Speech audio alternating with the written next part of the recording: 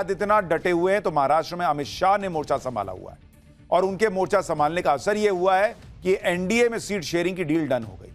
NDA के अंदर 106 सीटों पर बात फंसी हुई थी, लेकिन अब ज्यादातर सीटों पर बात बन गई है। सूत्र बता रहे हैं कि महायुति में अब सिर्फ 11 सीट फाइनल होनी बची है। इसमें 9 सीटों पर बीजेपी और शिंदे गुट के बीच बातचीत चल रही है, 2 सीटों पर बीजेपी और अजीत गुट के बीच बातचीत चल रही है। कल ही अमित शाह ने दिल्ली में महाराष्ट्र को लेकर जो बड़ी बैठक की थी, उसका असर है कि महाराष्ट्र में सब कुछ फटाफट होने लगा है। अमित शाह के साथ हुई बैठक में एकनाथ शिंदे और अजीत पवार शामिल हुए। अमित शाह ने दोनों नेताओं की उलझन, आपत्ति, विवाद सब एक बैठक में खत्म कर दिया, निपटा दिया। दिल्ली में एनडीए नेताओं को एक साथ बिठाकर अमित शाह ने सीट शेयरिंग पर फंसी गाड़ी को आगे बढ़ा दिया। लेकिन साथ ही अमित शाह ने महाराष्ट्र के नेताओं को एक जरूरी हिदायत दी। अमित शाह ने साफ कहा कि महायुति को बागियों से होने वाले नुकसान से बचना होगा, इसका बहुत ध्यान रखना होगा। अमित शाह ने अपने दोनों सहयोगियों यानी अजीत पवार वाली एनसीपी और शिंदे गुट वाली शिवसेना को सलाह दी कि वो बागियों से बात करें, उनकी नाराजगी दूर करें। सूत्र बता रहे हैं कि बागी नेताओं के डैमेज से बचने के लिए कुछ सीटें ऐसी रखी गई हैं जिस पर आखिरी वक्त में ऐलान किया जाएगा, जिससे बागी नेताओं को उम्मीदवारी का मौका मिले या उम्मीदवारी का मौका ना मिले या और जहां चुनाव में हार जीत का अंतर काफी कम होता है, वहां पर ऐसे बागी जो हैं वो बड़े निर्णायक भूमिका निभा सकते हैं। अमित शाह के मोर्चा संभालते ही एनडीए गठबंधन ने नए जोश को दिखा दिया। एनडीए ने सीधे उद्धव ठाकरे के बेटे आदित्य ठाकरे को घेर दिया। मुंबई की वर्ली सीट पर आदित्य ठाकरे के सामने शिंदे गुट ने राज्यसभा सांसद मिलिंद देवड़ा को उतार दिया। आदित्य ठाकरे साल 2019 में वर्ली विधानसभा सीट से चुनाव जीते थे, जबकि मिलिंद देवड़ा मुंबई साउथ लोकसभा सीट से 2 बार के सांसद हैं। Worli seat Mumbai south Lok Sabha seat के तहत ही आती है। आदित्य ठाकरे महाराष्ट्र में मंत्री रह चुके हैं। मिलिंद देवड़ा यूपीए 2 में केंद्रीय मंत्री रह चुके हैं। आदित्य ठाकरे उद्धव ठाकरे के बेटे हैं। मिलिंद देवड़ा कांग्रेस के दिग्गज नेता रहे मुरली देवड़ा के बेटे। वो इसी साल कांग्रेस पार्टी छोड़ एकनाथ शिंदे के गुट में आ गए। यानी बीजेपी कोई भी या कहिए महायुति या एनडीए जो है वो कोई भी काम या कोई भी चुनौती हल्के में नहीं ले रहा। आदित्य ठाकरे के सामने भी एक मजबूत कैंडिडेट उतारा है। मिलिंद देवड़ा को उतारकर एनडीए ने आदित्य ठाकरे के लिए मुश्किल खड़ी कर दी, क्योंकि 2019 में आदित्य ठाकरे 67,000 वोट के बड़े मार्जिन से जीत गए थे। लेकिन इस बार उनके लिए जीत आसान नहीं होगी और इसके कई कारण हैं। भाई, पहला कारण मिलिंद देवड़ा एक फैक्टर है। मिलिंद देवड़ा जैसे हेवीवेट नेता चुनाव में उतर गए। मिलिंद 2004 और 2009 में मुंबई साउथ से सांसद थे। मुंबई साउथ लोकसभा में ही वर्ली सीट आती है। मिलिंद देवड़ा 2014 और 2019 मुंबई साउथ से हार गए थे, लेकिन 2014 के लोकसभा चुनाव में वर्ली विधानसभा के अंदर उन्हें 35,000 वोट मिले थे और 2019 लोकसभा चुनाव में उन्हें वर्ली के विधानसभा के अंदर 41,000 वोट मिले। मिलिंद देवड़ा के पिता मुरली देवड़ा भी मुंबई साउथ से 4 बार के सांसद रहे। यह उनके परिवार की पुश्तैनी सीट है। दूसरा कारण शिवसेना फैक्टर है। वर्ली शिवसेना की पारंपरिक सीट रही है। 1990 से लेकर अब तक हुए 7 विधानसभा चुनाव में 6 बार शिवसेना जीती है। इस बार शिवसेना 2 भागों में बटी हुई है, इसलिए उद्धव ठाकरे की पार्टी का पावर भी इस सीट पर कम हुआ। हरियाणा में तो नरेंद्र मोदी ने सबको चौंका दिया था और पूरा गेम ही पलट दिया। लेकिन अब मोदी योगी की जोड़ी एक बड़ा टेस्ट यूपी में देने जा रही। वैसे तो यूपी में उपचुनाव हो रहे हैं और वो भी सिर्फ 9 सीटों पर, लेकिन यह कोई मामूली चुनाव नहीं। इस उपचुनाव की अहमियत मोदी योगी की सुपरहिट जोड़ी के लिए इसलिए क्योंकि लोकसभा चुनाव में यूपी में ही बीजेपी को बड़ा झटका लगा था और यूपी के रिजल्ट के बाद से ही राहुल गांधी और अखिलेश यादव हवा में उड़ने लगे थे। लेकिन जैसे हरियाणा जीतकर बीजेपी ने राहुल गांधी की सियासी हवाबाजी निकाली, वैसे ही रिजल्ट बीजेपी यूपी के उपचुनाव में भी चाहती है, जिससे न सिर्फ अखिलेश बैकफुट पर जाए बल्कि फिर 2027 विधानसभा चुनाव का रास्ता क्लियर हो जाए। क्योंकि अभी तो अखिलेश यादव के लोग उन्हें 27 का सत्ताधीश बताने लगे हैं, लेकिन 27 का सत्ताधीश कौन बनेगा, उस लड़ाई से पहले जो उपचुनाव की लड़ाई है उसमें एक दूसरे से मुकाबला करना। और इस मुकाबले के लिए बीजेपी ने पूरा जोर लगाया हुआ है कि अखिलेश को कहीं से कोई मौका ना मिले। उधर अखिलेश भी अपना गेम खेल रहे हैं। वो कांग्रेस को बिना कोई सीट दिए सारी सीटों पर खुद लड़ रहे हैं। लेकिन अखिलेश यादव ने जो सियासी स्मार्टनेस दिखाई वो उन्हीं पर कहीं भारी ना पड़ जाए, क्योंकि कांग्रेस को अखिलेश ने साइड तो लगा दिया, लेकिन कांग्रेस भी मजबूरी में अखिलेश के खिलाफ कुछ बोल नहीं पा रही।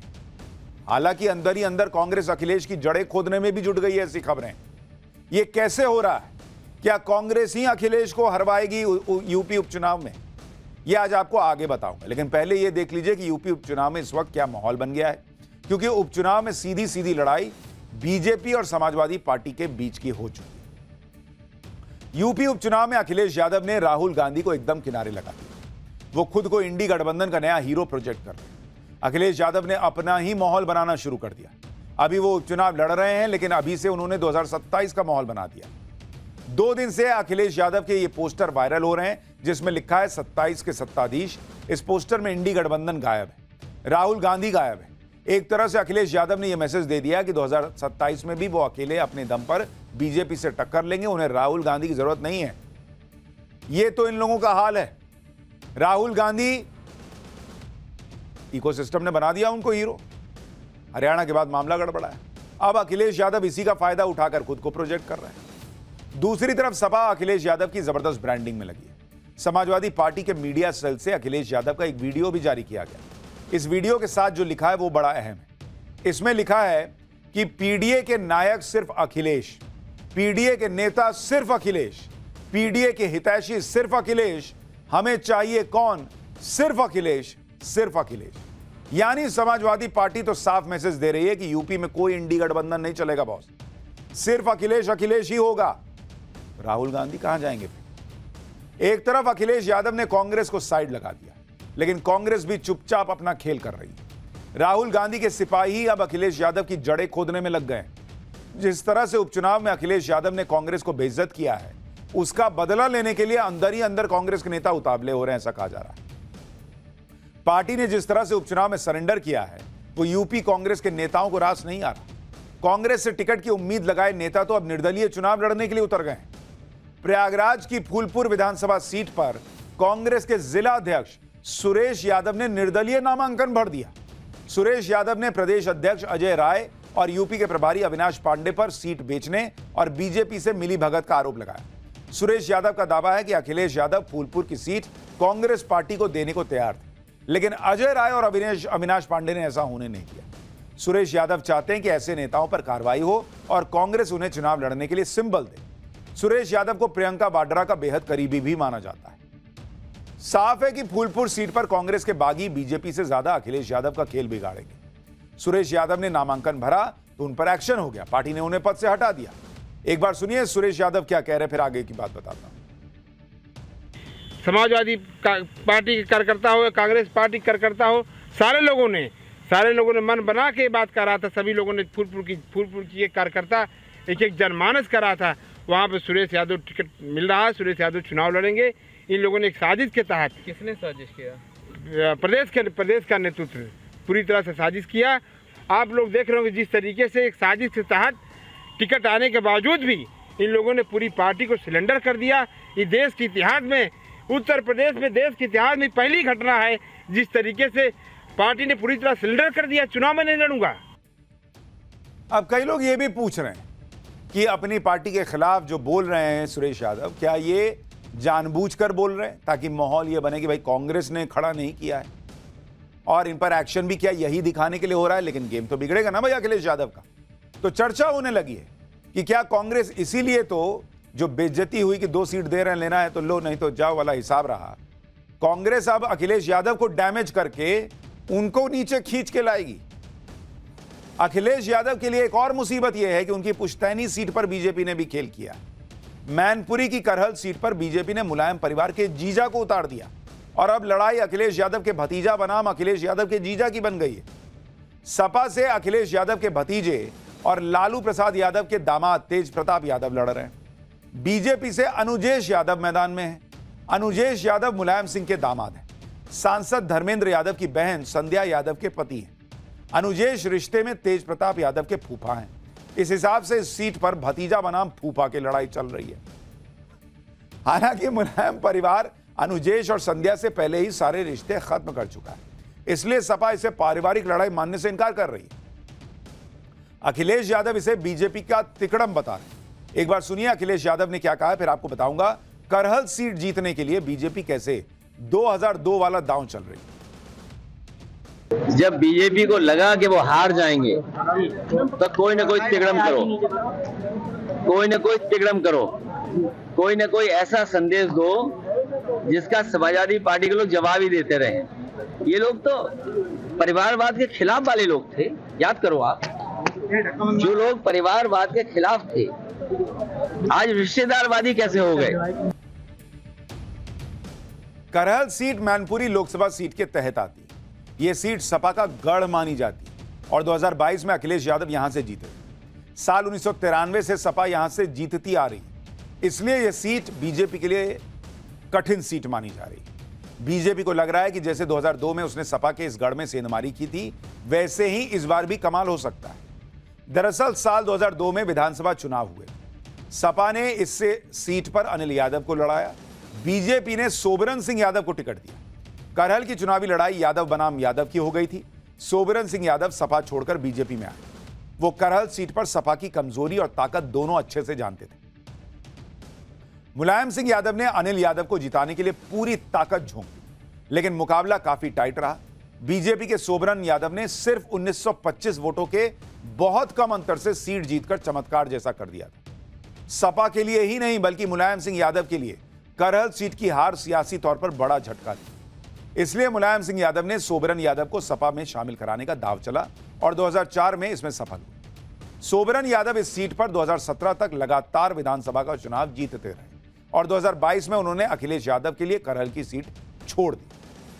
उधर यूपी उपचुनाव को लेकर बीजेपी और अखिलेश यादव के बीच जुबानी जंग भी तेज हो गई है। सुनिए कैसे केशव प्रसाद मौर्य और अखिलेश आपस में भिड़ गए। फिर आपको बताऊंगा अखिलेश यादव की नई टेंशन क्या है।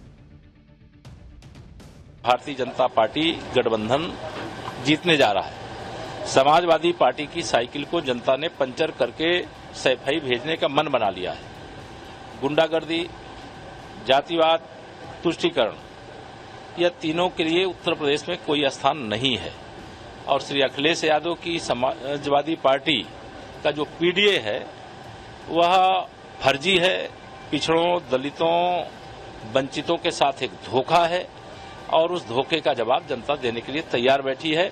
कांग्रेस अंतर्राष्ट्रीय पार्टी बनती थी, सबसे पुरानी पार्टी बनती थी, गठबंधन टाएं फिस हो गया।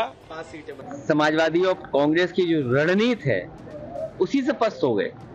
अगर रणनीति हमारी है तो उनके भी नेताओं के जो गठबंधन है उनके नेताओं को टिकट क्यों नहीं मिली? कौन कौन मनाने गया, कौन कौन उन्हें स्वार्थ और लालच दे रहा है? समाजवादी पार्टी और कांग्रेस हम विपक्ष में हैं, हम किसी को लाभ नहीं दे सकते, हम अपनी बात कर सकते हैं, लड़ सकते हैं। ये हमारी स्ट्रेटेजी का हिस्सा है कि हमारे रणनीति है कि हम लोग मिल करके इस तरह लड़ रहे हैं, न केवल अभी लड़ रहे हैं, इंडिया गठबंधन मजबूत करेंगे और 27 में भी इनको हराने का काम करेंगे।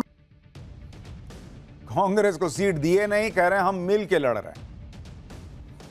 अखिलेश यादव अभी लोकसभा चुनाव की खुमारी में, उन्हें लग रहा है कि वो अकेले ही बीजेपी को पटकनी दे देंगे।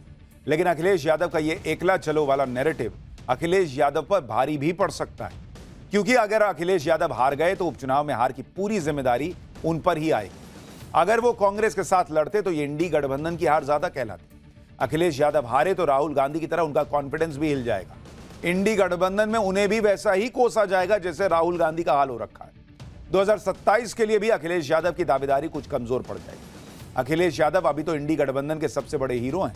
उपचुनाव हारते ही उनकी लोकप्रियता का ग्राफ भी गिर जाएगा और अखिलेश यादव के लिए उपचुनाव जीतना इतना आसान नहीं है, क्योंकि सामने सीएम योगी है। सीएम योगी उपचुनाव के लिए कोई कसर नहीं छोड़ रहे, एक एक सीट पर खुद नजर बना के रख रहे हैं।